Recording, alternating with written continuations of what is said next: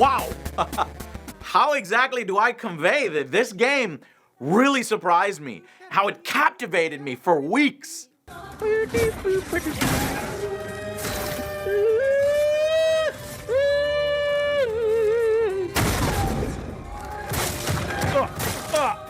Signing off.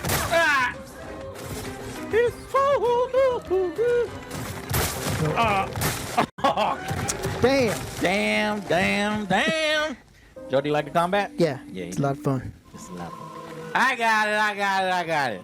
Everything about this world is so surreal and amazing. I'll do it. Don't twist Ah! Nope. I hate you! Damn. All right. It's fun though. I do This like is- it. this is a I would great have gotten game. it later. I would have won if you I had had the done better. cheat tactics, got stabbed me. This game came out of nowhere. I never expected it, especially the emotional impact it had on me by the end. This from a team that started around 6, grew to 30, and finished maybe around 50. Far from the AAA studios and budgets that have been cranking out shit lately. In fact, the creator of the game would literally be posting this to Reddit in order to find voice actors for their character. And from that same Reddit post, the creator would also find a lead writer, of which also had no experience in working in games before.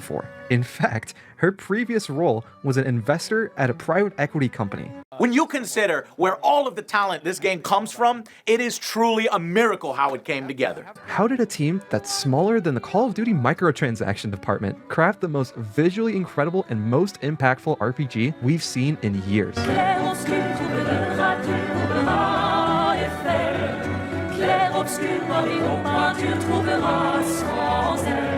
And it all starts so innocently enough. We had no idea what we were in for. Look at this, Joe! I look so sweet! Oh, mon ami! We gotta get you a costume too. No. I'm constantly barefoot. It's like a Tarantino film. Oh, yeah. I don't want a sweaty costume. I like this one. I'm good. Oh my God, it's a mime, Joe! Look, we can get another costume! I bet you he's got one! We gotta beat his ass! I don't like mimes. They're like stealth clowns. Plus, this one's pervy with a pervy costume. Pervy, Joe, what are you talking about? Mimes are amazing, they're a reflection of the community. Look, this one's doing a thing, he's pulling rope! I don't think that's what he's pulling. Yeah, he's pulling rope, Joe, what else is he doing? Come on! All right, let's get that costume, okay? 3, 2, 1, attack! You know, it's easy enough to dismiss it at first. France. France! Oh, why you laughing, Joel? It is very French, yes? With a weird generic mouthful title like Claire Obscure Expedition 33, you're probably like, what is this shit? Holy shit, is that a fucking space whale? A pink space whale? Let's go over there. And what the fuck is that, a dragon? Whoa. I don't even know if this is where I'm supposed to go. And taking a passing glance at it, you may see some okay graphics and some not so great lip syncing, some funny character model jump animations. We go from, oh, this man can sprint. He looked like a puppet, Joe. This, Boy, he's why got a do they look robotic like arm, puppets? right? I love it. It looks like a fucking emu. Now, yes, sure, we were having fun with the game, but we had no idea it would grab us the way that it did.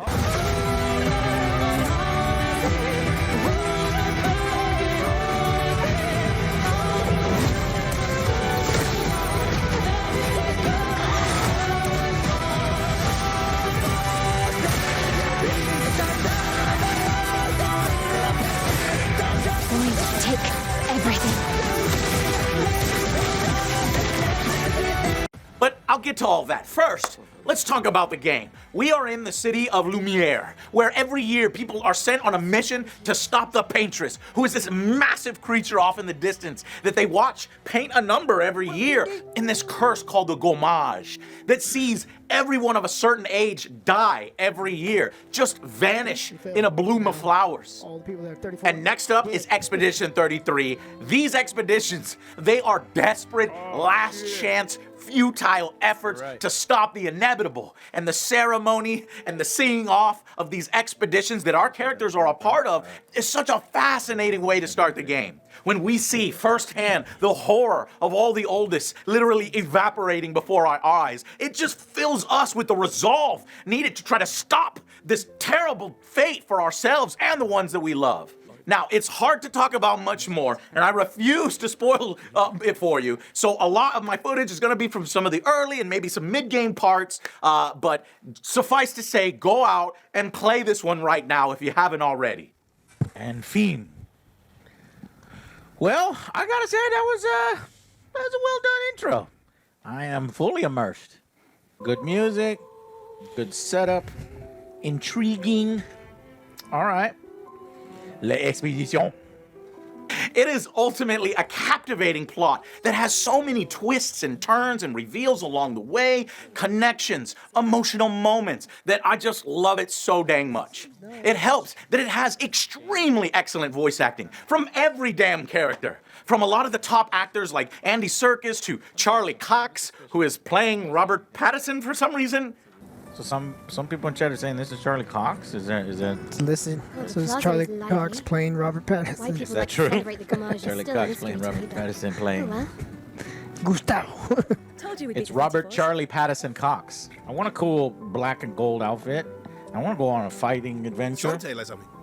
You can. Fate of all if you of want. humanity Fuck that. and their ages. And all of this really excellent voice acting is also extremely well written. It is so rare to get good dialogue with good voice acting, all serving the greater story. And it helps to enrich the story every step of the way. I am not letting Maëlle die out here. I'm taking her home. What? No, no, no! We have a mission! Oh, the mission! The mission, Lune! What are we gonna do, huh? Tell me. What are we gonna do? We're gonna take down the paintress, just the three of us? My gun and your sparks? I didn't take you for a coward. I'm not a coward. You swore the oath. When one falls, we continue. Yes, I know. When one falls. When one falls. Not if. When. We knew not all of us would make it, but we continue. As long as even one of us stands, our fight is not over. What I thought was the right thing and what was true sometimes can be seen in completely different ways, from a different perspective. And I love how they did this all throughout. Though I will say that they really do hold off on explaining a lot of this shit until the end. What the fuck? There were moments where I was just getting so frustrated. I was just like, what? Who? But how? When? Where? Just tell me what the fuck is going on! Did you not read that fucking letter? What the hell is going on? What is that? What the hell is going on? What? Dude, what the fuck? What kind of story is that? But when it does, it was so worth it. Now, as far as gameplay goes, it's a turn-based strategy RPG with a party system. Each of your characters have unique skills and attacks with tons of ways to build them. And you do that through these things called Pictos and Luminas. Nonsense words at first, but basically the Pictos abilities give you new ways to fight and modify your skills and abilities. Each of these can also be used by your other characters as Luminas. Same thing as Pictos, just for your other party members. After 4 battles, you've mastered one, and then you can assign that one to every single one in your party. And some are so powerful that you will want to, like extra attacks, resurrection, going twice, all sorts of stuff that the builds are endless. Oh my god, what? What the fuck? Oh Jesus. Oh god.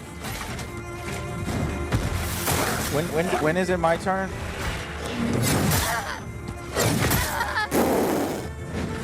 Minions? Not even a boss? You also get a regular flow of new weapons throughout the game, and each one of these weapons have different stat ratings, A, B, C, D, and they scale those states to different strengths, attack power, health. So as long as you level your characters, you'll want to ideally be putting points into the strengths of that weapon, which accelerates your progression in those areas. And now that that's marked, the Pierce will do a lot more. The Pierce. Oh! Do you see the fucking difference just from This is a like- little bit of yeah. theory craft? That's what makes this game so good. Plus booty. Look, once you learn it, it's actually all really easy to understand, but unfortunately, it isn't very well conveyed in the actual game. What? Yeah, But how does that make sense? Because you see, you have 7 that you could use, but you're not using any. So she here, has 7. The other people have. already she has exposing attack, which is worth 10. What? Then this fucking screen is horrible. It needs to be more intuitive. And I struggled with it at first, the UI basically, the interface where a lot of this stuff is buried. And a few more tutorials about this stuff could have helped new players. That's one criticism I had. But a few creative builds later, suggestions from YouTube or a community, we had some really amazing builds that were so much fun. You're done. Yeah, get your ass on the floor. Gotta get up, get down.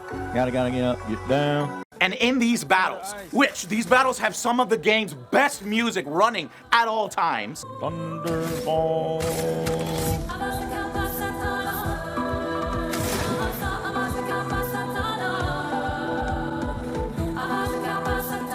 Get it, girl. you need these action points, AP, to perform increasingly powerful attacks. You can build those faster by parrying attacks from enemies. This keeps you extremely involved in each battle, just ready to hit stuff. It's a lot of fun. And instead of setting down your controller or letting the game play itself out, you know, you're involved. So see, Yeah. the little sparkly is like a recommended attack, isn't it? You notice that? I don't pay attention to You don't that. pay attention to that No, shit? fuck that. Fuck that. Don't tell me what to do. Don't tell Joe what to do. And you can even use this QTE system to boost your attack power and effects by hitting A, B, you know, in the right timing. But for me, I just set it to auto on that portion so that I could just focus on the parrying and the countering. Full fight. B. Damn it. Fight. Full thumb. Your noise is messing me up. That was my fault. He was still gonna lose it, but it was my fault. No way I would have Ah, don't lie. I would have No, you wouldn't. And there's no shame in it because you still will need to be able to parry and dodge. You can't disable that, okay? There is no way to turn it off. So it's a bit like, you know, a Sekiro or a Dark Souls, right? In that particular way. And it's just easier to manage here.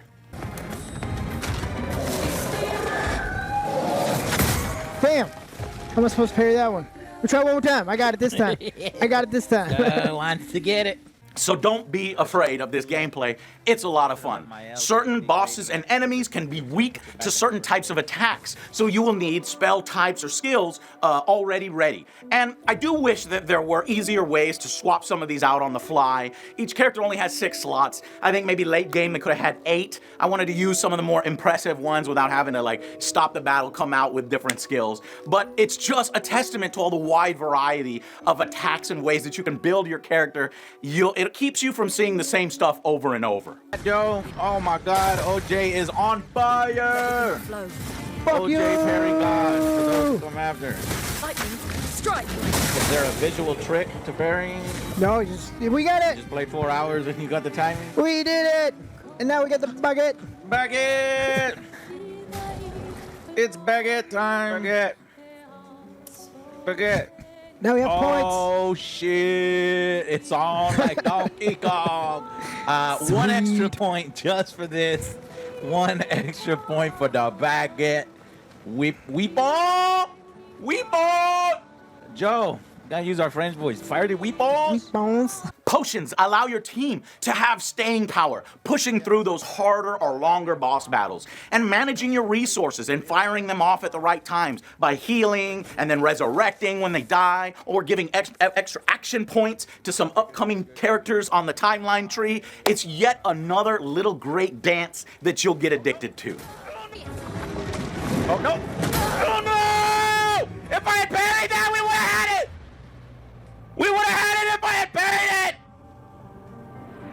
Finally, free aim shots. They add even more depth to cracking some bosses' shields, applying weaknesses, or just giving another way to build up your action points. You combine all of these techniques to break your enemies, which will also stun them. And these are the best ways to take down these harder bosses or defensive type big boys. We could still do it, Seal. Wait. But only just barely cut through. 1, 2, right up. Oh! Brace yourselves. Oh no! It's not as much as we thought. How did he get the yellow? How did he get the yellow? Break the rules. He's done! We broke the rules! We fucking broke the rules! I just unlocked an achievement. That's what that noise was. But when you eventually master it and combine that with setting up these huge combos that you discover, it makes for some of the most satisfying combat of the year. Doom! Very high dark damage, applies powerless, defenseless, slow, and can break! Let's go, Doom! Shoot, shoot, shoot. 21. He's stunned. He's fucking stunned. We can get lucky with a Genesis. Give me a blue. We got a blue! Genesis! Let's go! Whoa! Perfect! Fucking perfect! Beat Sprung. We got an achievement. Multiple achievements. Damage received, 0! Strong! Oh, you fuck! I did it! Ignore him! That totally ripped dude, he's so vascular! He's probably got like a 12-pack or something. And yes, it does let you break the game. If you can find extreme builds, do it. It's a lot of fun. Many things would have to go right here for this hit to land. I can do it. Yeah, you can. Here we go. Here we go.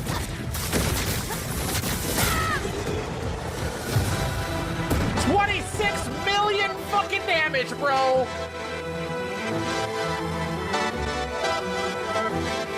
Dude, holy shit! So much so that you'll want to go back to previous areas where bosses bullied you just before so you could beat their ass to show them how much more powerful you got. What are you doing, Joe? Get off! Why are you taking me here? We've already been here, and why are you my L? Don't worry about that. Look, remember that guy that beat me up like 100 times? Yeah? Okay, I got something for him this time. Okay, what are you I gonna need do? your help. Okay, yeah. I need you to buff my next attack Yeah. and apply mark, alright? Okay, 'Cause with double my damage to Pictos- you, mark to him, got it. With my Pictos equipped, I think I could get around 1 billion damage. What the fuck? Is that a glitch? Do you know how much it's gonna hurt? I'll be fine, I'll be fine. I'm gonna summon the sword from the ground Yeah? right up into his booty hole. Oh! Obliterating Wait, his insides why? and stuff. Oh my god! Then it goes back down, Uh-huh. and whatever was inside is now outside. Oh! It's like taking off a wet sock. So even if he does survive, he wish he wouldn't. Oh my. Jesus fucking Christ, bro! I'm not gonna fight you, psychos. No, you can't. No. Oh! Oh my. Holy shit! What the fuck? Joe, stop it! Stop, Joe! Oh my god! Jesus! Oh, there's so much fucking blood! What the fuck? Joe, he's already dead! Stop it! Oh my god, that's sick! Jesus, and then minds aren't supposed to talk anyway.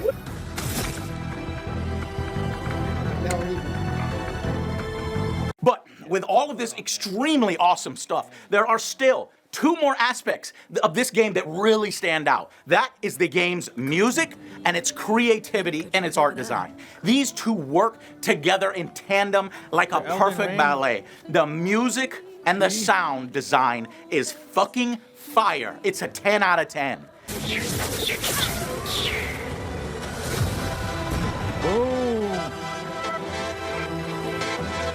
Music is so good, boss battles are so good, enemy design is so good, it's so good, animations are so good, characters are so good, dialogue is good, so good. I think the music truly elevates the game to memorable for decades. There's actually so much good music here. It's almost too much good music to the point where not all of it really gets a lot of time. All right, 2 to 3. All right, 2 to 3. Nope. No, fuck.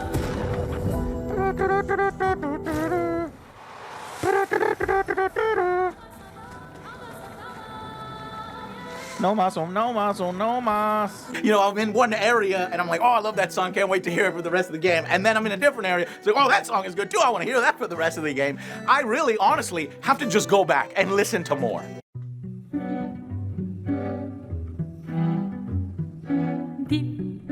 Dam, darilam, vacarme, s'en va dans l'oubli éternel.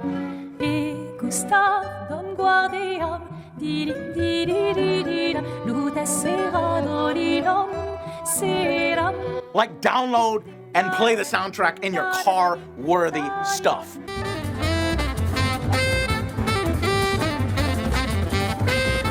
And all of this is from someone they found on SoundCloud. To top it off, the composer for the game's soundtrack had never written a game soundtrack before, and he was brought on after the director of the game found him off of SoundCloud. Very early on, it's such an inspiring story.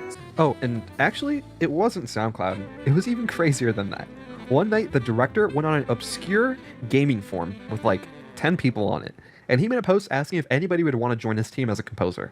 And out of sheer luck, Lorian Testard had also randomly found this forum for the first time, just an hour after the post was made. Lorian did not have to go that hard on each track, but he did. And it's an absolute gem and whose music helps make this game what it is.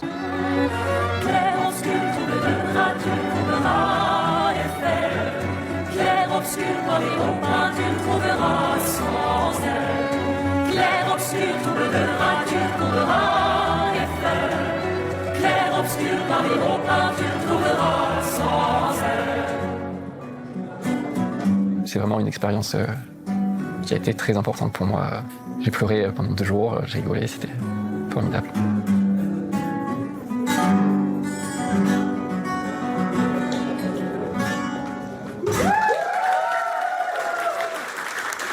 And that is the very same with the art direction, the enemies in the game, the locations. They are all so inspired and breathtaking, creative, interesting. There's always something new around the cover for your eyes to discover. It makes me love just being in the world. Never gets boring, never overstays its welcome with one section. And you all just want to soak it in. Oh shit. There it is. Secrets. Beautiful. The game also has a really good sense of humor.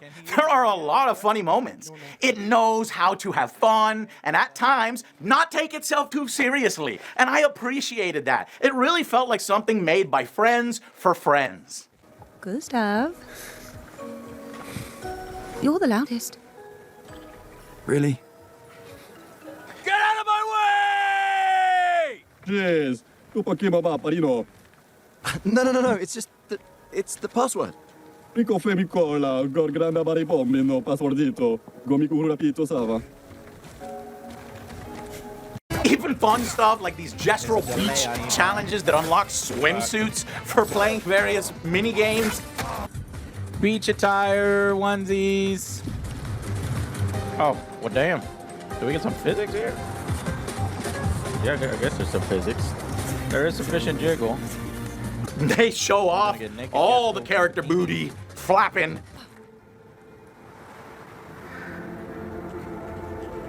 That's some flappy booty right there. That don't work. What the hell was that? And Quentin Tarantino's favorite, feet. But when she floats, you get the feet. Quentin Tarantino's favorite, skin. So like, IS titties, IS and titties, IS titties, IS and titties. Feet. What? Now, the locations are basically like dungeon areas. Mostly linear, but there are lots of collectibles and exploration rewards all throughout, so going around and finding every little nook and cranny is a joy. Hell, you even run into these creepy-ass mimes and fight them for even more special costumes. And these guys are sons of bitches, too. Oh, no, we're not gonna win. Get ready. Parry. Parry. Parry. Parry. Oh, God. I'll try to parry. Here we go. Come on, parry. Parry. Parry. Look at it. I'm terrible in the timing. I love that you get new skins from some of these harder secret bosses in the game. These guys understood what gamers want. All right, Joe, let's see the new costume. No, thank you. Come on, Joe, come and get out of here. Go ahead without me. Get out of here right now, Joe! Oh! Yee, that looking good. What kind of physics you got, Joe? Joe, jump up and down. Let me see the physics, Joe. Come on, Joe, do a little jump. You know this is some bullshit. What? You get a cool hat, glasses, and a loaf of bread. I'm half naked, and I still don't have any goddamn shoes. Yeah, well, you know. Hey, you gotta give the people what they want, you know? All right, Joe, come on, new boss, look at that. Look, all right, let's go. Make sure to employ them physics. Come on, let's go. Come on. There you go. There's also the overworld, as many good RPGs have, that make the world feel so much bigger. It's beautiful, it's colorful, but I must admit, the overview map plain sucks. None of those say stun wave. Lumiere. Are any of these, are these all bosses, or which one is, what the fuck is that? Kinda wish that this shit was named. It pisses me off so much that they need to fucking change that. What the fuck is that? And unfortunately, none of these areas have like names unless you've actually visited them before and gone inside. I hope they fix that. It would make it easier to navigate in the world, make it easier to grind and level up and remember, oh, that's where this person was. So hopefully they fix that. And all in between these moments, you're going to share fun with your party. These little story bits. Meet interesting creatures like those gestrels, which can help you understand the world better. There is definite cultural and artistic inspirations all throughout. The ideas of grief and tragedy are themes that you'll eventually have to grapple with, and they're all very well done. Paintings, dances, music, art, nature, all beauty, all expertly woven in to the narrative, and through this like unique lens of French wackiness that is so uniquely them. I like it.